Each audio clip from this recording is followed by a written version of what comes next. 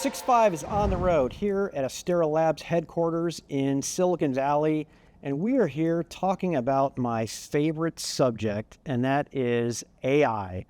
AI is everywhere, AI is pervasive, and AI starts in the hyperscaler data centers. And like I always like to say, hey, in every inflection point, all elements of the data center chain get challenged, whether it's compute, storage, memory, and as importantly, networking. And networking performance, networking reliability, and programmability have really stormed on the stage, and not just with training, but also inference with generative AI models. And I can't think of two better guests than to talk about this incredible announcement here, and Jitendra and Thad from Astera Labs. Gentlemen, welcome to the program, first time 6.5 guests, and hey, it's an honor to be here on announcement day. Thank you, Patrick. Absolutely. Great to see you, Patrick. What a great story. You started off with, a 2,000 square foot facility, upgraded to 10, and here we are. I think you have multiple floors here in the building, and it's not just about people, but it's about growth. So you're obviously doing a lot of things right here. And maybe I'll start off with this. Congratulations on the IPO in March. I was doing a lot of research coming in here.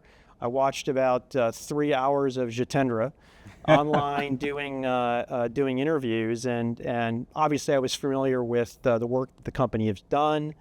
I'm pretty deep into your ecosystem and with your customers. But tell me about the creation story here. I mean, was this the plan from the start in the vision of your company, or was it like most startups where they have a lot of options, they see a lane, and then they go for it, and they just dig in? Fortunately, Patrick, this was the plan all along. Okay.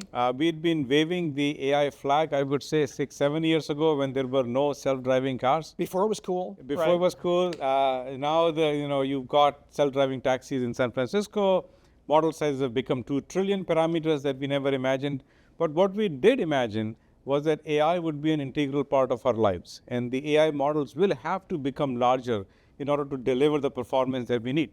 And so we basically believe that AI models will be run in the cloud, and we wanted to be the company that would provide the connectivity infrastructure to enable running AI in the cloud. So that was a very simple premise. We've stayed true to that over the last 6 years. We've delivered multiple product families in support of this connectivity for the cloud and AI infrastructure. We have our Aries product family that's shipping in the millions in full production, powering a lot of the AI workloads that you see deployed in the cloud and even at the edge today. Aries is the PCI Express retimer family. Then we have Taurus Ethernet retimer family that is deployed in the form of smart cable modules, starting to ramp later this year. And then finally, we have the Leo family that addresses the memory bottleneck that these AI systems see. And very excited today to talk about our 4th product family, Scorpio, that we launched today. No, it's very exciting, and this is definitely not your first rodeo. So you're fully deployed in a bunch of hyperscalers today. Absolutely. Excellent.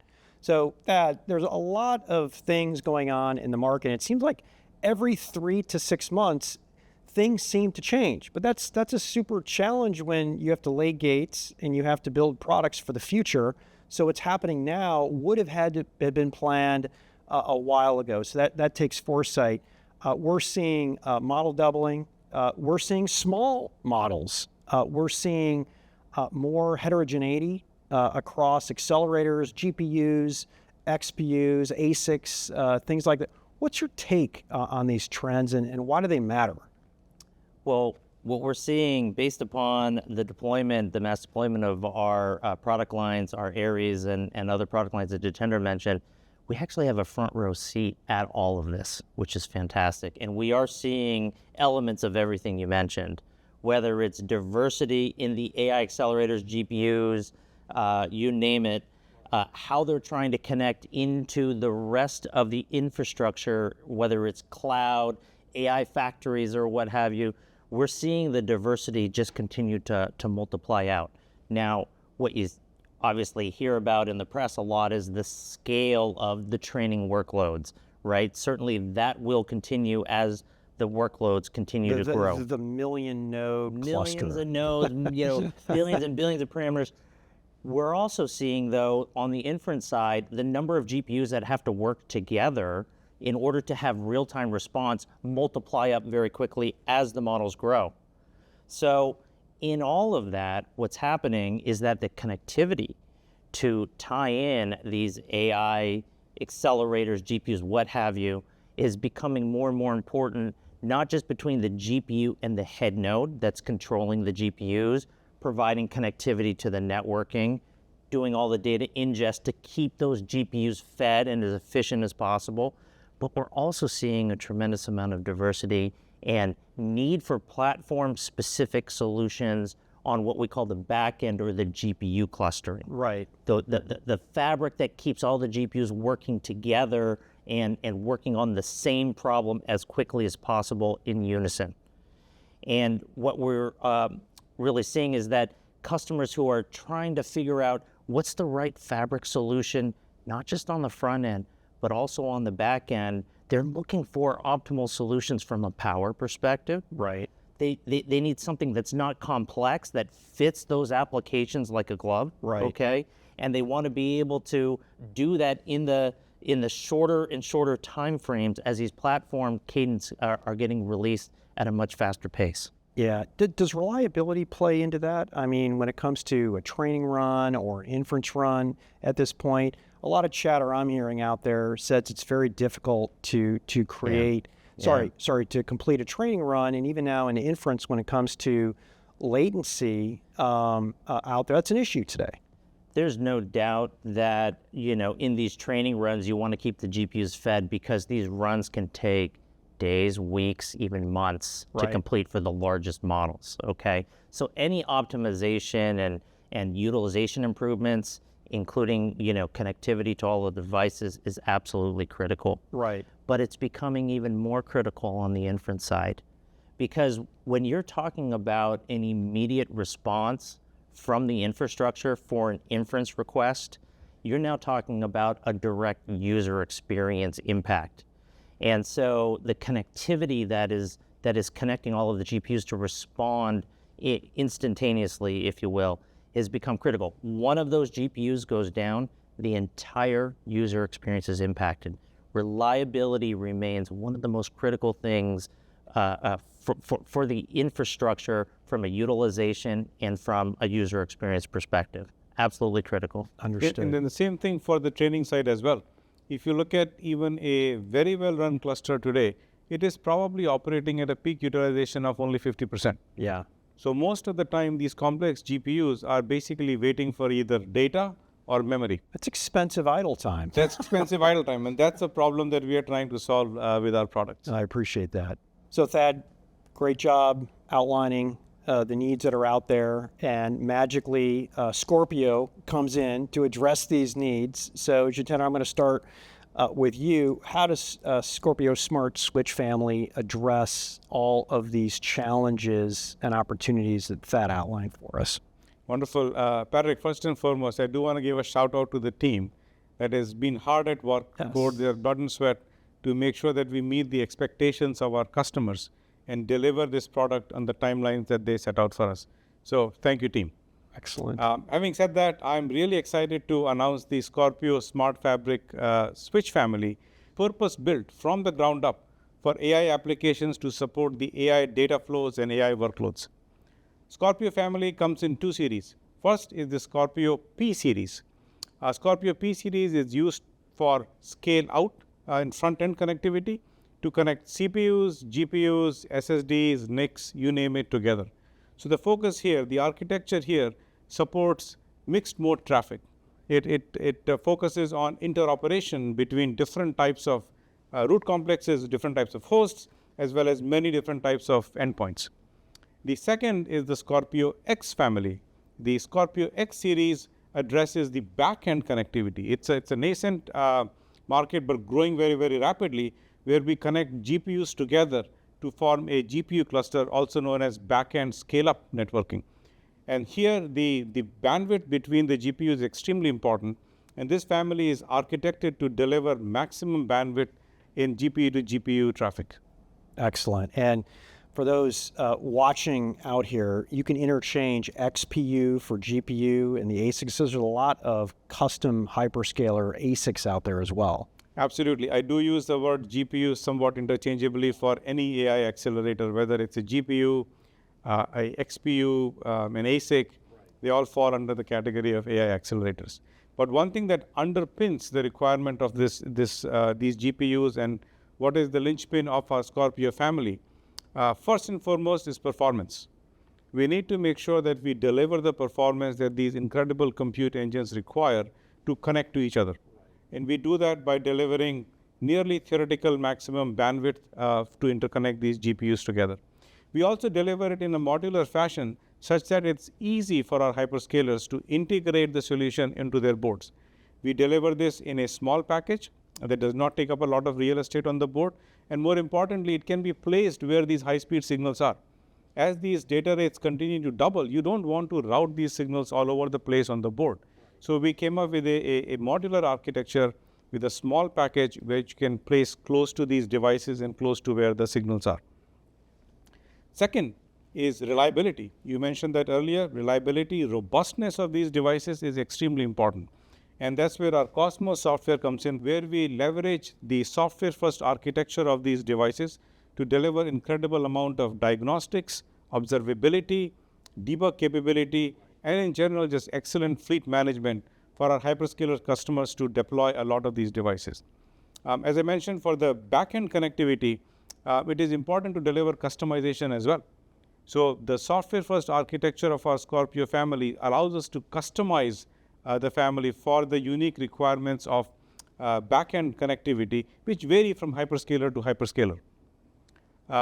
Third, I would say, is the infrastructure reuse. We have to make sure that our customers can fit these devices into the existing infrastructure that they have in the data centers as well. On the customization, are these different chips per hyperscaler, or is it one chip and you're customizing with firmware and software? Yeah, that's the beauty of our products. We don't need to tape out a chip for every application for every hyperscaler.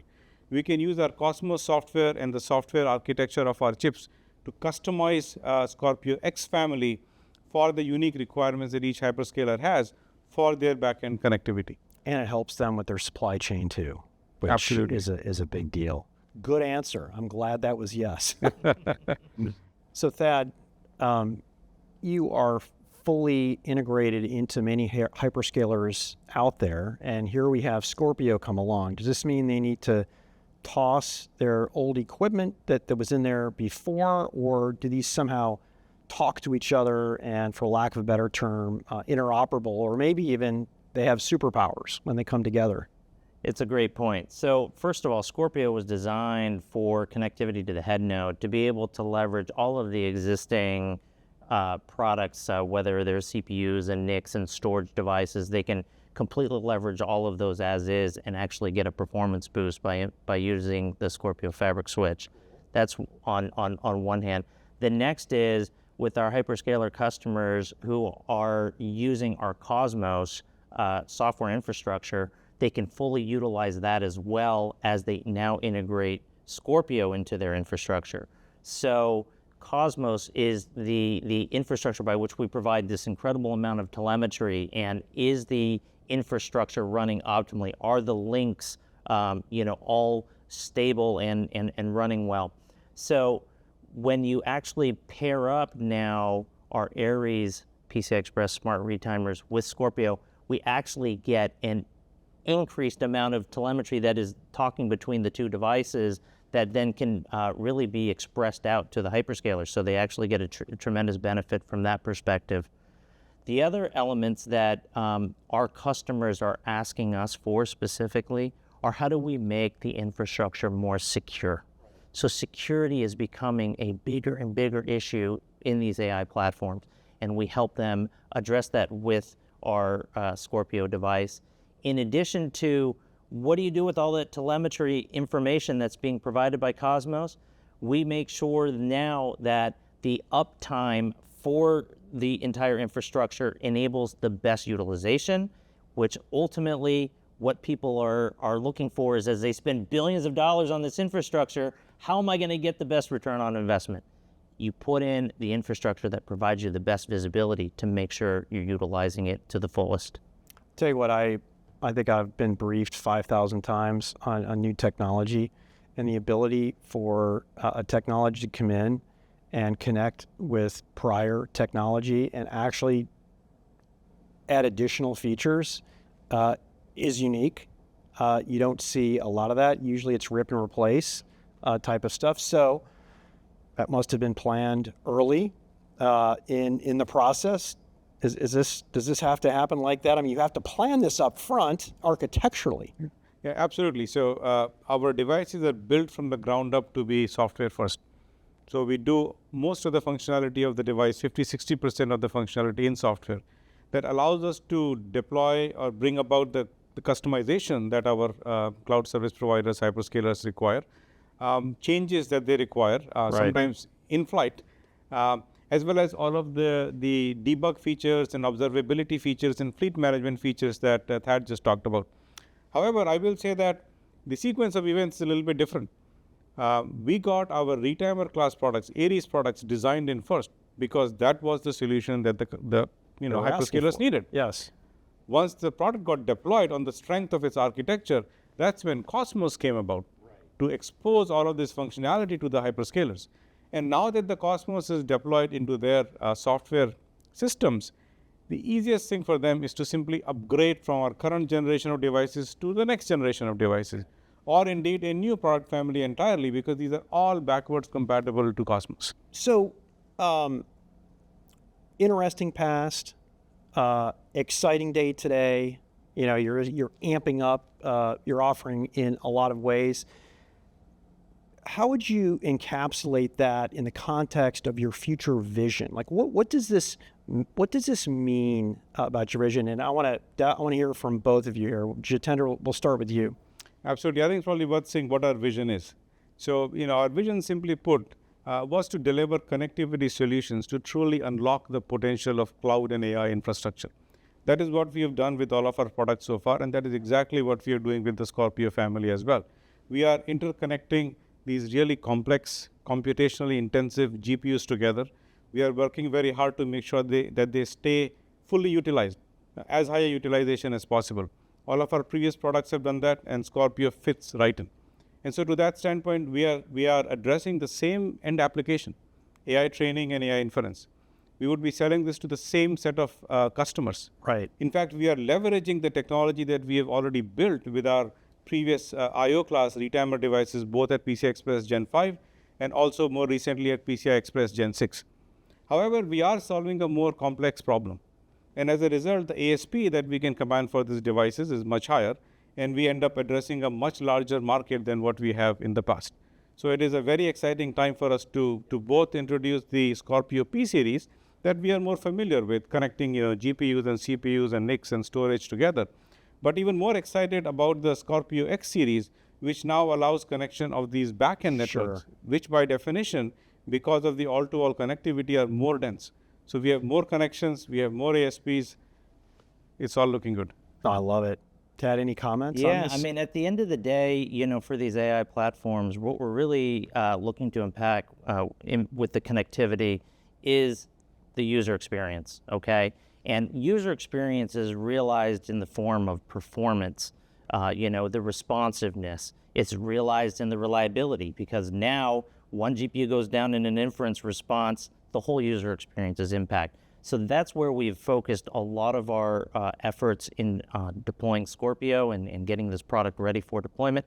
And the other elements that we're also very much getting feedback directly from customers is that some of the incumbent solutions that are designed for these products, they end up having to compromise. They end up having to use a device that's higher in power. They end up having to utilize a device that actually takes longer design cycles to design in because of the complexity built in some of the incumbent switches that previously were only available. So now with Scorpio, we really alleviate a lot of the power. Jitendra mentioned simplify the design and the routing and putting these products in to keep pace with really what's we're seeing in this AI market of new platforms being released every year based upon different architectures, and that goes back to that diversity message that you brought up at the beginning. To follow-up question on there, we've seen a lot of, we're talking a lot about the hyperscalers here, but our research suggests that the next wave, and not that hyperscalers are going to slow down, is the enterprise. Is there any reason that your technology can't be transported to the enterprise where 80% of that data exists today? Yeah, absolutely no reason whatsoever. In fact, I would reiterate that the products that we have, Scorpio in particular, are purpose-built, ground up for AI applications. They are applicable for running training workloads in the cloud. They are also applicable for running inference workloads at the edge if the need arises.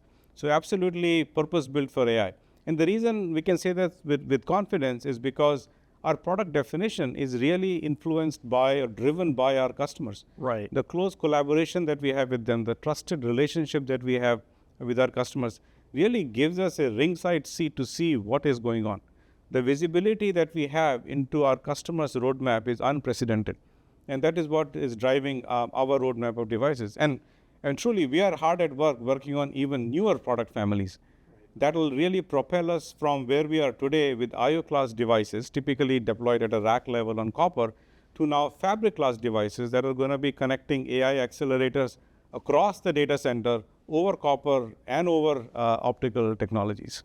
I love that. So Jitendra, this is a great conversation, but I want to give you the last word here. In the context of this announcement, what do you want to communicate to your customers, to your investors, and to your employees? Thank you, Patrick. It's a great question. So first of all, let me say that one of the core values at Astera Labs is our focus on customers. We obsess our customers. So to our customers, I will say, we are there for you. We are going to match pace with you. We would like to be your extended engineering team to deliver the products that you need when you need them. To our investors, I will say that we are hard at work to increase the value of your investment. And we thank you for the trust that you've placed in Astera Labs through your investments. And finally, none of this would be possible without the team. So to the team, I thank them from the bottom of my heart. They put in a lot of blood and sweat into building these products. Keep doing what you're doing. Everything else will fall in place. Excellent. Guys, it's been a great conversation. Appreciate your time. My company's been following you, but we're going to follow you even closer, particularly with this last announcement. And, we're interacting with your customers and your customer. And I just love this disruptive story in a very important market to pretty much everybody who's out there. So hopefully we can do this again. Really appreciate your time. Thank you, Patrick. This is Pat Moorhead signing off here at the Astera Labs headquarters here in Silicon Valley. Disruption is amazing, and a company like this, it's just fun to see them delivering value literally in a sea of giants out there and solving real problems that are known, whether it's the performance on nodes. I'm still waiting for this 1 million node training run here, or whether it's even making the head node and all the networking more efficient there. But also, performance is one thing, but reliability is the other. And I can't wait till these devices get installed to kind of check in and see if it is in fact delivering on the promise. So check out more of our data center AI content at the 6.5 and on my website too at More Insights and Strategy. You take care. Thanks for tuning in.